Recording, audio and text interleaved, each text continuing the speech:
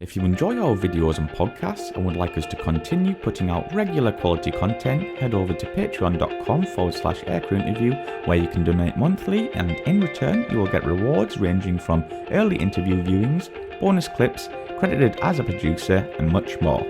Thank you and enjoy.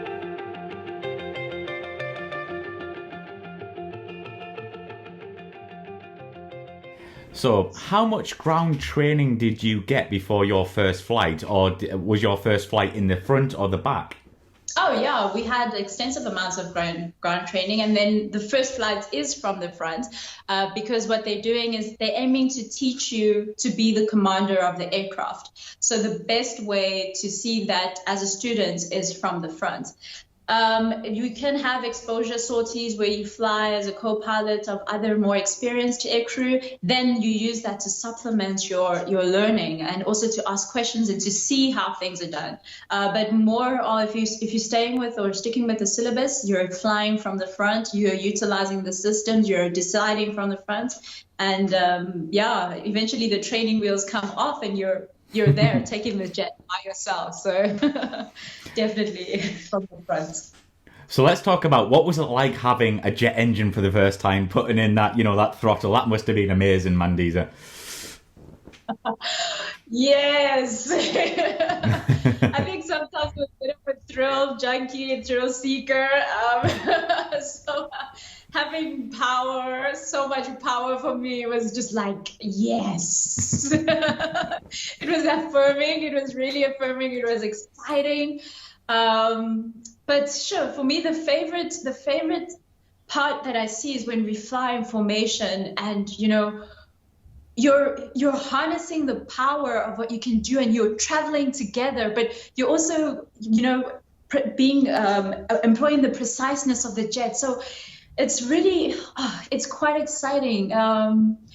It's nice also to know that when you need it, you have the power there. So you can bring her down and slow things down. But if you need to get out of danger, you have the power there. If you need to take altitude, she wants to climb. So the response time to what you need to do is so fast, and that's really quite affirming. I love that I have the power there. I love that I have the speed there in the back pocket if I need it.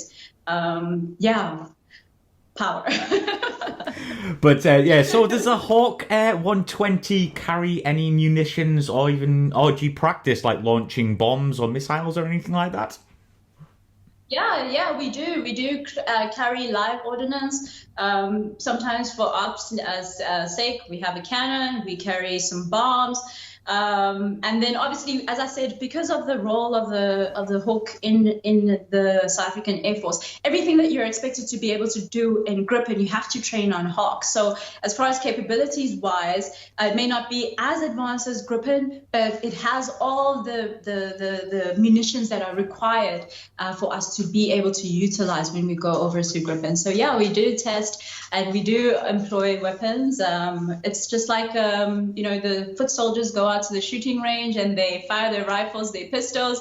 We go out to the bombing range and we practice what we need to. Awesome. So Mandisa, what's the funnest part of flying the Hawk TR-120? Man, for me, I really, if we're in close formation or if we're in battle formation, that's having your wingman there next to you, knowing that you're going in together and you're going to go and employ weapons, or you're going to be utilized in that mission. That is really exciting. And then more so when we do other roles with the Gripen, for instance, when we're doing fly pasts together with the Gripen, and then you see, because they're like the older brothers for us, so we're like really inspired by what they do, and you see Gripen there, and you flying in formation with Gripen. So that's for me is a lot of fun. It's a lot of affirmation, but also you're just like, and then you see them break off and doing some really advanced maneuver. You're just like, one day. That'll be me soon. So, soon, yes. Yeah. So when we're employed in those roles where we go out together versus going out solo, for me that's a lot of fun, because now we're coordinating in the briefing. You see everyone's got their game face on, and they are so ambitious to go and achieve the objective, you know. And then when you come back and you're like, okay, so was our objective achieved? Yes, our objective achieved. Yes, okay, our objective is so yeah, that for me is the most fun, when we're doing collaborations with two squadron, but also when we're doing our own missions and we're doing it all together. That's for me is a lot of fun. Absolutely, sounds amazing. But can you share maybe a memorable story of a special sortie you might have had that you can share with our viewers? Yeah, sure. I think it can be quite difficult to just sum it up to one, but my favorite one was when we were doing the Air Force Day parade, and we were all, now it was just like the full force of the South African Air Force flying together, and everyone is coordinating. And it's so important because it's not just the fighter group together or combat formation, is now also the other formations with the transport and the helicopters. And then you're doing your best to maintain station, and you fly in there, you're making sure that you're keeping there, and we want to be on the target on time. And when you come back and you're like, okay guys, objective achieved, we're there on time, we're on target, and the formation looked neat and tidy, and you know that you contributed to the success of that mission.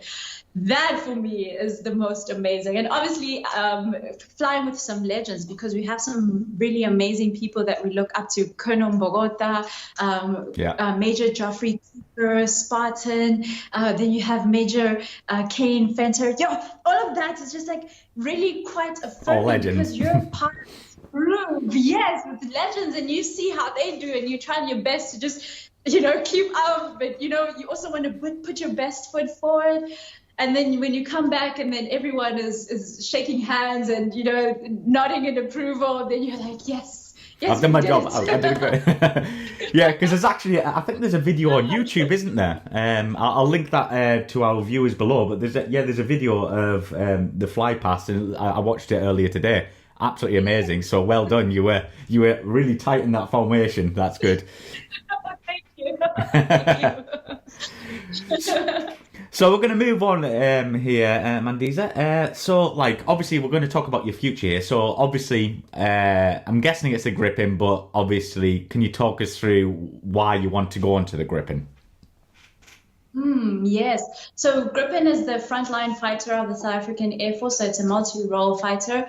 And the reason that we want to go there is that we want to employ the best weapon that the SAAF has. And the best way to test your abilities is when you get there and you're using the most advanced systems that are available to the South African Air Force. And then also because now you're part of the first line of defense. If something happens, you know that you're the one who's getting called up there. So going to two squadrons is very much getting onto the most advanced platform that is available to South Africa, but also being utilized there in the front, not only just in training roles, but being needed if something happens. You know, with the inauguration of the president, you know, we're still there securing the airspaces. When we had the FIFA World Cup, you know, all of those big missions, the first line of defense is definitely two squadrons. So we're all aiming to get up there because that is the pinnacle of our career, basically, when you're out there. Okay, well, I can say it's a pinnacle, but if you go on and become a test pilot, then you push the boundary, you know. Yeah. So for us, it's something that we aspire to become fully fledged, combat-ready fighter pilots who are utilized with the best and the most advanced system in the South African Air Force. Yeah, it's multi-role, so it's employed in all the air roles, air-to-air, air-to-ground, air interdiction, close air support, intercepts, all of the roles that are necessary for fighter jets. Because it's multi-role, is used in those roles. So it can land support, and then it can also be the first one to intercept or in air interdiction. It's the first one, so yeah. But yeah, so have you actually had a trip in one yet? Oh, no, unfortunately not. I've had some colleagues who have been in the Gripen. So for us, the first time we're going to fly in it is when we're training onto it. Because of the way that Gripen is utilized, there isn't really a big opportunity to get a flip in a Gripen. Right. It's really utilized as as equipment. So there isn't actually a big opportunity for people to ride in Gripen. So before I get into the personal questions here, Mandisa, how would you sum up your flying career so far? Yeah, it's really been quite dynamic. Some of the way that our flying training has unveiled itself has been more than what I've expected. Like I said earlier, we got an opportunity to fly with the legends, and you got to see them in action as well. So it's been really complex and dynamic, but also really quite rewarding. Every time we go to work, it's like a new challenge presents itself to you. And more than anything, sometimes you feel like, oh, I've got this down. And then you get a reminder that, hey, yeah. bring your A game, you need to bring more. So there isn't really room for comfort. There isn't room for us to, be complacent. You always have to do your best to bring your best, because at the end of the day, it's not only about your life, it's also the lives of ground crew. So our training is very extensive. It's, I think, more than any other line I've observed in the South African Air Force. Our training requires the most discipline because of the way things happen, because of the pace of the operations, because of the pace of the aircraft flying. You have to keep bringing. So it's a continuous process, and it's continuous. It's dynamic. It's challenging. It's really quite challenging, not just physically but emotionally and mentally. It's challenging. Of course, yeah. But really, the rewards are so worth it. They're so worth it when you're out there and you've dropped, you've gone there and you've employed ordnance. It's really quite rewarding as well. So yeah, you must jump out of bed every day and think, I can't wait to start my day. That must be an amazing feeling. Yes. And also because of the way that things happen, how quickly they happen, for us, we always go through the emergencies. We're not only just focusing on the positive outcomes, you also have to be sensitive to the fact that sometimes things do go wrong. So if they do go wrong, that you're practicing the best actions, and also not being taken aback. You never want to find yourself on the back foot. So for us, we have a lot of simulator training as well, just to train those emergency scenarios that could happen. I mean, in our environment, it's quite hot, and now and again, I mean, it shouldn't happen, but now and again, you could have a brake failure, the brake binding, or you could have a burst tire on landing, or if you could come to land and an animal runs onto the runway. So we always have to be prepared, and those aren't the only emergencies that we deal with. You could, while you're flying your ACM sortie, you could end up in a situation where, the engine doesn't quite respond. You don't want to mishandle her, but you also have to be prepared that if it does depart, you know what to do. So our training is really like discipline. It's like food and water. You have to keep engaging with it, so that you are bringing your best at the best of times. So, yeah.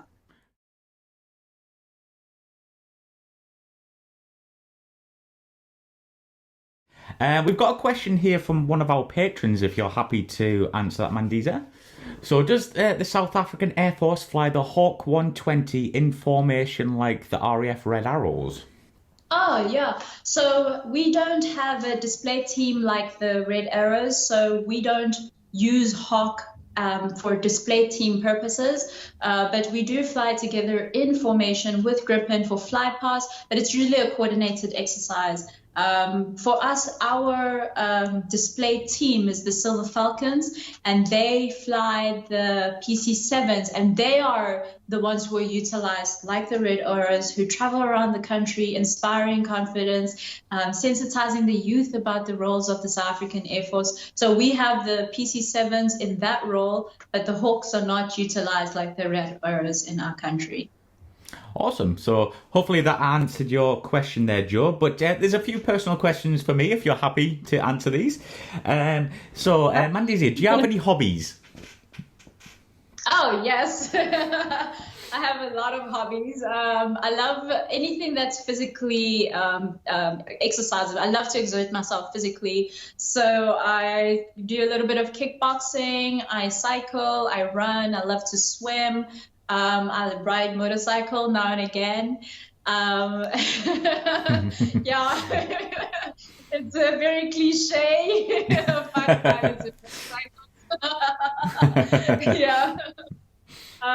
Yes, and then also more than that, I love to interact with the youth, and I go out and I give talks. I love interacting with young girls more, especially I think in our country, we could use a bit more women to recognize their abilities as well, but not only just women, just young people in general to recognize their abilities, that they have a strength and a power within them, and how to cultivate that. So I love interacting with the youth during air shows, and then obviously on my platforms where I give a little bit of career advice. So because of my complex route to find the South African Air Force, I realized that there was a need.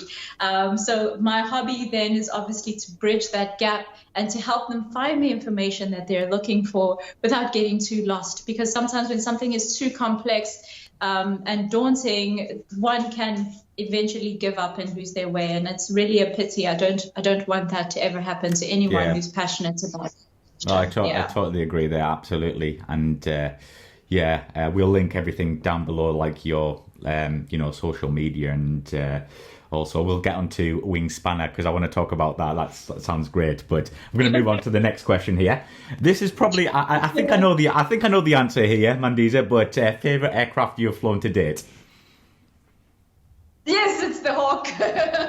I knew it. There you go. Yeah, so let's. Some days actually, because we have a mascot aircraft, some days when I'm not flying, I'll go out there and I'll give it a big hug, and just like, oh, we've come so far together. Absolutely. Definitely my favorite. So yeah, like Mandisa, like I know you have you're on like Twitter, I think you're on Instagram, but you also have something called Wingspanner. Can you tell us about this? Yeah, so Wingspanner is my personal development and financial literacy platform.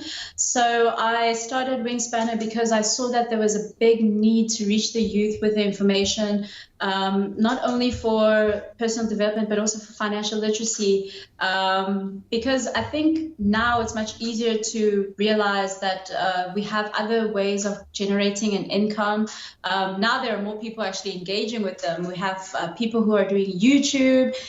So what I was aiming to do is to sensitize the youth about the avenues that are out there, because at the end of the day, if you're not financially well off, it can be very difficult to look at things that inspire you.